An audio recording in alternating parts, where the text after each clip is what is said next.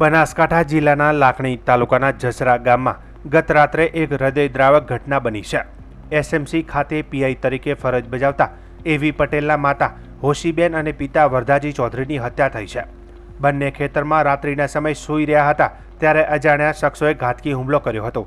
આજે સવારે જ્યારે તેમના ખેતરમાં કામ કરતો ભાગીદાર તેમના ઘરે પહોંચ્યો હતો તો ઘરના આંગણામાં ખાટલામાં બંનેના મૃતદેહ લોહી લુહાણ હાલતમાં જોવા મળ્યા હતા, જેથી તેણે આ અંગે બધાને જાણ કરી હતી.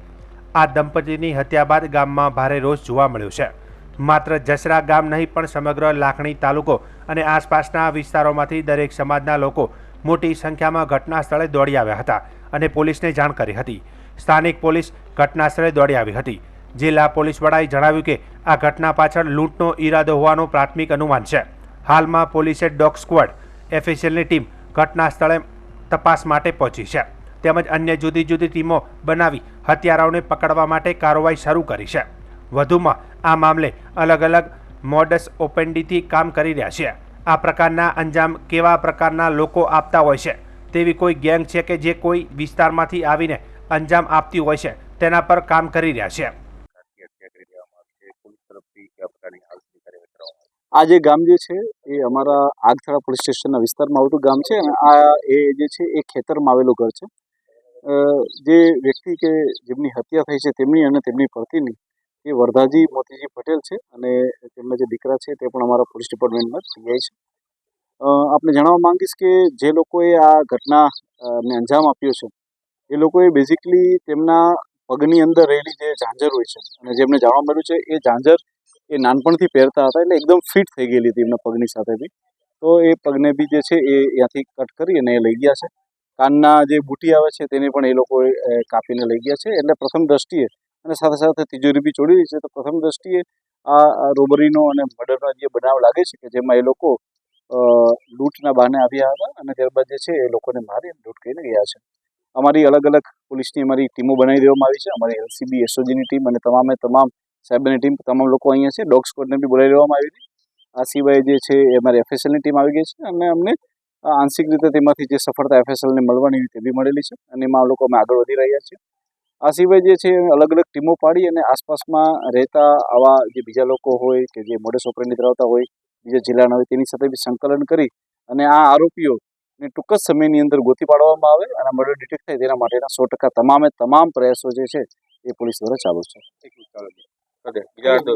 આજે જસરા ગામની અંદર હૃદય હચમચાવી નાખે એવી દુઃખદ ઘટનાના સમાચાર આવ્યા છે.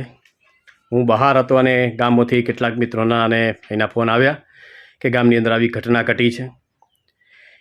એક ખેડૂત પરિવાર, ચૌધરી પરિવાર, બંને રાત્રિના સુમારે પોતાના ઘરની ફળિયામાં સૂતેલા હતા ત્યારે રાત્રે અજાણ્યા શખ્સો એ આવી અને ગળાના ભાગે તીક્ષ્ણ હથિયાર વડે હુમલો કરેલો છે અને એમના ધર્મપત્ની છે એમના 2 પગ પણ કાપવામાં આવેલા છે.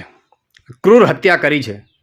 આ જે કોઈ પણ નાલાયકો હોય આવાઓને પકડી અને તાત્કાલિક ગામ વચ્ચે આ લોકોને ફાંસી આપવી જોઈએ. આજે ગુજરાતની અંદર આવી ઘટનાઓ વારંવાર બનતી હોય છે ત્યારે ખૂબ જ દુઃખ સાથે કહેવું પડે છે કે આવા તત્વોને જાહેરમાં ફાંસી આપવી જોઈએ. અત્યારે બનાસકાંઠાના એસપી અક્ષયરાય મકવાણા સાથે પોલીસ કાફલા સાથે ત્યાં ઘટનાની તપાસ ચાલી રહી છે, પરંતુ દુઃખદ ઘટના છે. શબ્દો કહી શકાતા નથી એવી ઘટના છે અને હું તો માંગ કરું છું કે આવા તત્વોને તાત્કાલિક પકડીને જાહેરમાં ફાંસી અપાશે ત્યારે જ એમની આત્માને શાંતિ મળશે. ભગવાનને પ્રાર્થના કરું છું કે જેઓની ક્રૂર હત્યા થઈ છે એ આત્માઓને ભગવાન શાંતિ આપે અને પરિવારજનોને આ આઘાત સહન કરવાની શક્તિ આપે તેવી પ્રાર્થના કરું છું. અને ફરીથી ગુજરાત સરકારને વિનંતી કરું છું કે તાત્કાલિક જે કોઈ પણ શખ્સો આની અંદર સામેલ હોય, લૂંટનો ઈરાદો હોય કે કોઈ પણ બીજો ઈરાદો હોય, તથ્ય બહાર લાવી અને ગુનેગારોને પકડી અને કડકમાં કડક સજા થાય એવી માંગ પણ કરી રહ્યો છું. ફરીથી એમના આત્માને ભગવાન શાંતિ આપે તેવી પ્રાર્થના કરું છું. ઓમ શાંતિ. હાલ મામલો ગંભીર બનેલો છે અને સમગ્ર ગ્રામ્ય વિસ્તારમાં ભયનો માહોલ છે. લોકોમાં આતંક વ્યાપી ગયો છે. હવે ખેતરમાં પણ લોકો સુરક્ષિત નથી રહ્યા.